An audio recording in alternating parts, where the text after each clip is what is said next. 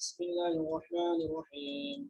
يا أيها النبي إذا طلقتم النساء فطلقوهن لعدتهن وأحصوا العدة واتقوا الله ربكم لا تخرجوهن من بيوتهن ولا يخرجن إلا أن يأتين بفاحشة مبينة وتلك حدود الله ومن يتعد حدود الله فقد ظلم نفسه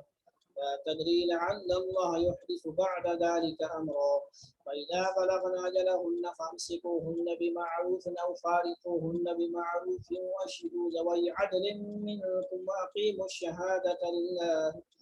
ذلكم يوعظ به من كان يؤمن بالله واليوم الآخر ومن يتق الله يجعل له مخرجا ويرزقه من حيث لا يحتسب ومن يتوكل على الله فهو حسبه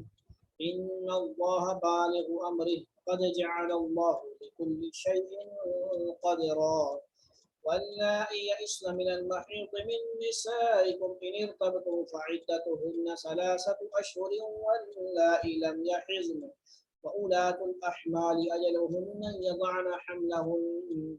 ومن يتق الله يجعل له من أمره يسرا ذلك أمر الله أنزله إليكم ومن يتق الله يكفر عنه سيئاته ويعظم له أجرا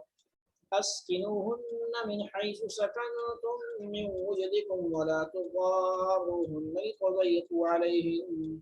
وإن كن أولات حمل فأنفقوا عليهن حتى يضعن حملهن فإن أرضعن لكم فآتوهن أجورهن وأتمروا بينكم بمعروف وإن تعاسرتم فسترجع له أخرى لينفق ذو سعة من سعته ومن قدر عليه رزقه فلينفق مما آتاه الله لا يكلف الله نفسا إلا ما آتاها سيجعل الله بعد عسر يسرا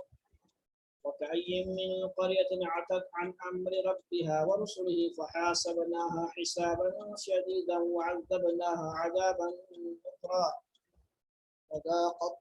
فذاقت وبال أمرها وكان عاقبة أمرها خسرا أعد الله لهم عذابا شديدا فاتقوا الله يا أولي الألباب الذين آمنوا قد أنزل الله إليكم ذكرا رسولا يتلو عليكم آيات الله مبينات ليخرج الذين آمنوا وعملوا الصالحات من الظلمات إلى النور ومن يؤمن بالله ويعمل صالحا يدخله جنات تجري من تحتها الأنهار خالدين فيها أبدا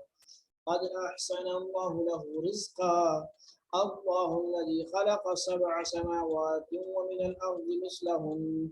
يتنزل الأمر بينهن لتعلموا أن الله على كل شيء